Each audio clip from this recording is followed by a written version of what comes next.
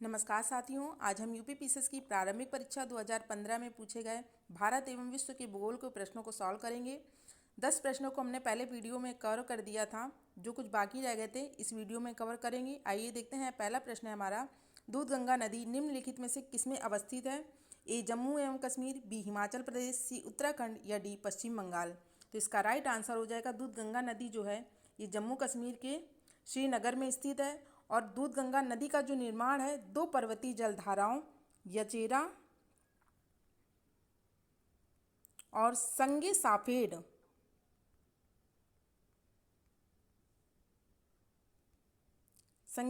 के द्वारा किया जाता है। और दूधगंगा जो नदी है ये श्रीनगर के पास बटमालू दलदल से होकर बहती है और यह झेलम की सहायक नदी है।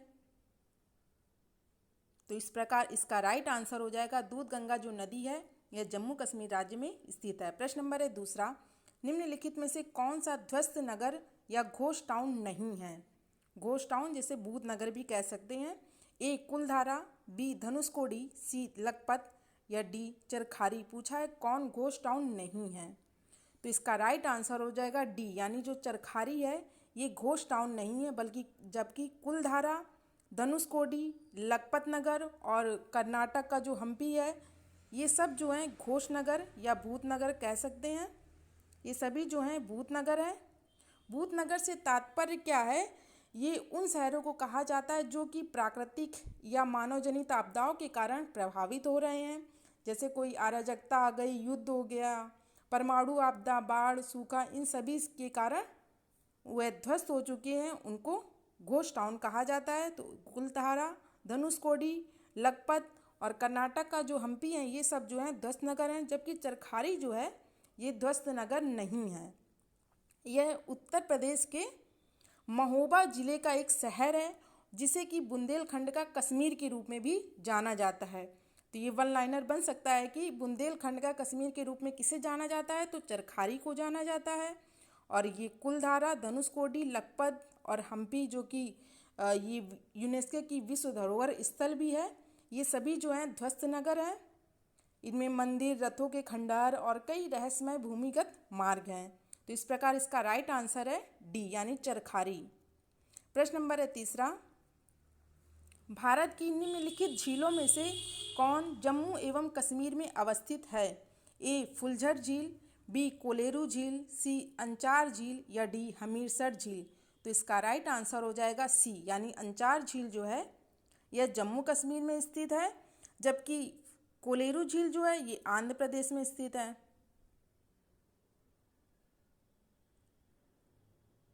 हमीरसर झील की बात करें तो ये मानव निर्मित झील है और ये गुजरात प्रांत के कच्छ जिले में स्थित है। तो इस प्रकार इसका राइट आंसर हो जाएगा सी, यानी कि जम्मू एवं कश्मीर में अवस्थित झील है अंचार झील। प्रश्न नंबर है 4, निम्नलिखित राज्यों के मत्स्य उत्पादन का सही अवरोही क्रम बताइए। ए गुजरात, केरल, आंध्र प्रदेश, तमिलनाडु, बी केरल, गुजरात, आंध्र प्रदेश, तमिलनाडु, सी है आंध्र प्रदेश, गुजरात, केरल, तमिलनाडु या डी तमिलनाडु, आंध्र प्रदेश, गुजरात या केरल। तो इसका राइट आंसर हो जाएगा, अवरोही क्रम पूछा है तो सी इसका राइट आंसर हो जाएगा, यानी आंध्र प्रदेश, फिर गुजरात, केरल, तमिलनाडु। तो इस प्रकार इसका राइट आंसर हो जाएगा सी। प्रश्न नंबर है 5, सूची फर्स्ट को सूची सेकंड से सुमेलित करना है। सूची फर्स्ट में जनजातियां दी गई हैं और सूची सेकंड में राज्य दिए गए हैं। कौन सी जनजाति किस राज्य में स्थित है? टोडा जनजाति की बात करें तो ये तमिलनाडु राज्य में स्थित है। लेप्चा जनजाति ये सिक्किम राज्य में स्थित है। ब्रिहोर जनजाति झारखंड राज्य और गारो जनजाति जो है यह मेघालय में। गारो, खासी, जयंतिया जो हैं ये सभी जनजातियां मेघालय में स्थित हैं। अब हम कुछ महत्वपूर्ण जो जनजातियां हैं एग्जाम के पॉइंट ऑफ व्यू से उनको जानेंगे। जैसे तमिलनाडु की टोडा हो गई, अरनदन,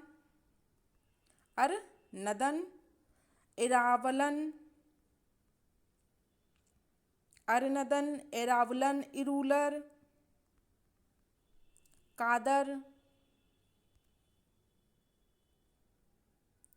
कनिकर, कोटा, ये सब जो हैं ये तमिलनाडु की जनजातियां हैं कौन कौन सी? तो अरनदन, इरावलन, इरुलर, कादर, कनिकर, कोटा। सिक्किम की तो भूटिया, लेपचा, लेपचा जो की दी हुई है, लेपचा, भूटिया, खास, ये सब जो है सिक्किम की हैं। झारखंड की बात करें तो बिरहोर, सांवर, मुंडा, गोंड, संथाल, ये सब जो हैं झारखंड की जनजातियां हैं। मेघालय की बात करें तो चकमा, रबा, हाजोंग, पवई, लखेर, गारो, खासी, जयंतिया, ये सब जो जनजातियां हैं मेघालय की हो गई।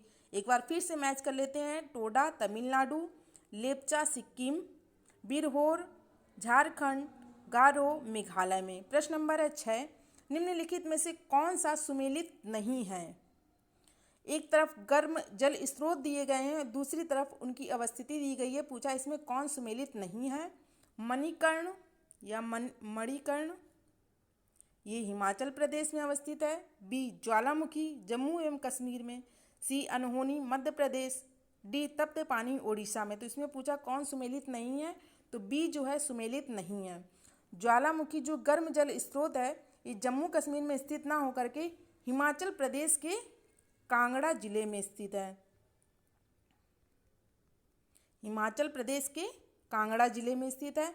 बाकी और हिमाचल प्रदेश की और जानेंगे तो अखाड़ा बाजार और वशिष्ठ, ये जो हैं गर्म जल स्रोत हैं जो कि हिमाचल प्रदेश राज्य में स्थित हैं। कौन कौन से? तो अखाड़ा बाजार और वशिष्ठ। जम्मू कश्मीर की बात करें तो तत्ता पानी, और मध्य प्रदेश की बात करेंगे तो अनहोनी, चावल पानी और बबे, ये जो है मध्य प्रदेश में स्थित गर्म जल स्रोत है। ओडिशा की बात करेंगे तो तप्त पानी हो गया, अत्रि हॉट स्प्रिंग और देउला झारी हॉट स्प्रिंग। तो इस प्रकार इसका राइट आंसर हो जाएगा बी, यानी ज्वालामुखी जो गर्म जल का स्रोत है ये हिमाचल प्रदेश के कांगड़ा जिले में स्थित है। प्रश्न नंबर है 7, सूची फर्स्ट को सूची सेकंड से सुमेलित करना है। एक तरफ झीलें दी गई हैं, दूसरी तरफ उनकी अवस्थिति दी गई है। अष्टामुडी जी जो झील है वह केरल राज्य में स्थित है। पुलिकट झील तमिलनाडु और रूपकुंड झील उत्तराखंड राज्य में स्थित है। और सूरज कुंड की बात करें तो ये हरियाणा राज्य में स्थित है। अष्टामुडी केरल में, पुलिकट झील तमिलनाडु में, रूपकुंड उत्तराखंड में और सूरज कुंड हरियाणा में। प्रश्न नंबर है 8, भारत की निम्नलिखित मिट्टियों में से कौन जो है बेसाल्ट लावा के उपक्षय के कारण निर्मित हुई है? ए जलोढ़ मिट्टियाँ, बी लेटेराइट मिट्टी, सी लाल मिट्टी या डी रेगुर मिट्टी। तो इसका राइट आंसर हो जाएगा डी, यानी रेगुर मिट्टी जो है यह बेसाल्ट लावा के उपक्षय के कारण निर्मित हुई है। तो इसका राइट आंसर हो जाएगा डी। रेगुर मिट्टी या रेगुर मृदा की बात करें तो इसका जो निर्माण है वह आग्नेय चट्टान के अपक्षय से हुआ है, और इस मृदा की जो बनावट और संरचना है इसी लावा के कारण है।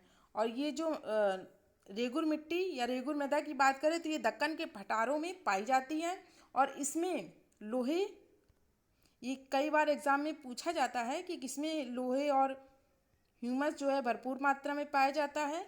तो ये रेगुर मिट्टी या काली मिट्टी भी इसे कहते हैं, और इसमें अच्छी मात्रा में चूना, मैग्नीशिया और एल्यूमिना पाया जाता है। तो इस प्रकार इसका राइट आंसर है डी, यानी रेगुर मिट्टी जो है इसे ये कपास के लिए बहुत ही उपयोगी होती है, और ये बेसाल्ट लावा के अपक्षय के कारण निर्मित हुई होती है। जलोढ़ मृदा की बात करें तो ये बहते हुए पानी के द्वारा बहाकर कहीं और जाकर जमा करती हैं, यह कृषि के लिए उपयोगी होती है। और लैटेराइट मिट्टी की बात करें तो यह उन भागों में बनती है जहाँ पर शुष्क और आर्द्र मौसम जो है वह बार बार आता है, और ये लैटेराइट चट्टानों के टूटने से बनती है। ये जो मिट्टी होती है समतल उच्च भूमियों में पाई जाती है, जहाँ पे चाय और कॉफ़ी की जो खेती है ये अच्छे से होती है लैटेराइट मिट्टी में। और लाल मृदा की बात करें तो इसमें बाजरे की फसल, गेहूँ, दलहन और मोटे अनाज के लिए उपयोगी होती है। तो इस प्रकार इसका राइट आंसर हो जाएगा डी, यानी रेगुर मिट्टी या काली मिट्टी भी कहा जाता है इसे। प्रश्न नंबर है 9, निम्नलिखित नहरों में से किसे दामोदर नदी से निकाला गया है? ए सरहिंद नहर, बी एडन नहर, सी विस्ट दोआब नहर या डी ईस्टर्न ग्रे नहर। तो इसका राइट आंसर हो जाएगा बी, यानी एडन नहर जो है इसे दामोदर नदी से निकाला गया है।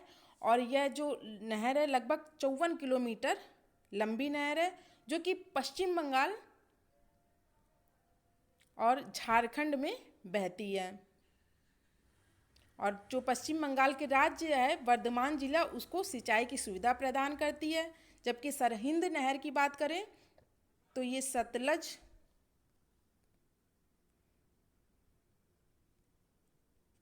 सरहिंद नहर जो है ये सतलज नदी से निकाली गई है। और विष्णु दोआब नहर की बात करें तो ये भांगड़ा नांगल परियोजना का एक हिस्सा है। और बचता है ईस्टर्न ग्रे नहर, जो कि पंजाब में स्थित है। तो इस प्रकार इसका राइट आंसर हो जाएगा बी, यानी दामोदर नदी से किस नहर को निकाला गया है? तो एडन नहर को। प्रश्न नंबर है 10, निम्नलिखित में से किस राज्य में टीन अयस्क का मुख्य भंडार है? ए असम, बी जम्मू कश्मीर, सी छत्तीसगढ़ या डी बिहार। तो इसका राइट आंसर हो जाएगा छत्तीसगढ़ जो राज्य है वह टिन अयस्क का मुख्य भंडार है। तो सी जो है इसका राइट आंसर हो जाएगा। तो ये लगभग 2015 तक के इंडियन और वर्ल्ड जियोग्राफी के प्रश्न कवर हो गए हैं। नेक्स्ट वीडियो में हम 2016 के प्रश्न को हल करेंगे। Thanks for watching the video.